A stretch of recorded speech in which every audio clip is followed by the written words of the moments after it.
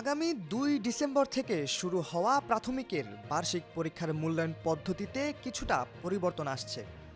এখন থেকে ৪ স্তরের মূল্যায়নের পাশাপাশি নতুন করে শুরু হবে বৃত্তি পরীক্ষা।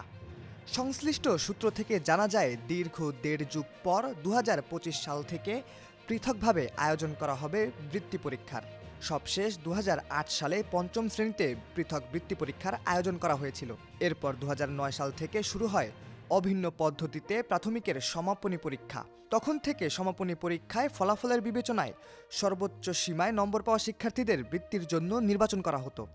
কিন্তু ২০১৯ সালের পর ২০২০ সালে করোনার কারণে প্রাথমিকের সমাপনী পরীক্ষা বাতিল হয়ে যায়।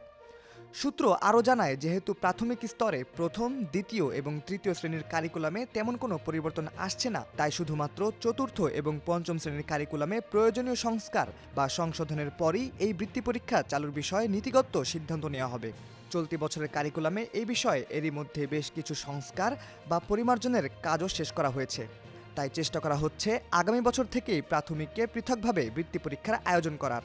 এদিকে নতুন সিদ্ধান্ত অনুযায়ী প্রাথমিকের বার্ষিক পরীক্ষায় শিক্ষার্থীদের মূল্যায়ন হবে ৪টি স্তরে। চলতি বছর প্রাথমিক পর্যায়ে প্রথম থেকে তৃতীয় শ্রেণী পর্যন্ত নতুন শিক্ষাক্রমে পাঠদান শুরু হয়। গত ৫ আগস্ট ছাত্র জনতার আন্দোলনের মুখে শেখ হাসিনা সরকারের পতনের পর এই শিক্ষাক্রম বাতিল করে দেওয়া হয়।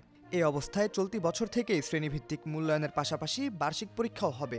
ফলাফলে থাকবে ৪টি স্তর। এর মধ্যে ৩৯ নম্বর পর্যন্ত সহায়তা প্রয়োজন, ৪০ থেকে ৫৯ পর্যন্ত সন্তোষজনক, ৬০ থেকে ৭৯ পর্যন্ত উত্তম এবং ৮০ থেকে ১০০ পর্যন্ত অতি উত্তম বলে বিবেচিত হবে। এ বিষয়ে ২১ নভেম্বর সন্ধ্যায় প্রাথমিক ও গণশিক্ষা মন্ত্রণালয়ের সচিব ফরিদ আহমদ গণমাধ্যমকে জানান, আমরা প্রাথমিকের সিলেবাস পরিমার্জনের কাজ করছি। চলতি বছরে কিছু পরিমার্জন হয়েছে, বাকি কাজ আগামী বছর হবে। তবে আমরা প্রাথমিকভাবে সিদ্ধান্ত নিয়েছি, যতটুকু পরিমার্জন হয়েছে তার ভিত্তিতেই ২০২৫ সাল থেকে পঞ্চম শ্রেণীর বৃত্তি পরীক্ষার আয়োজন যেন করতে পারি।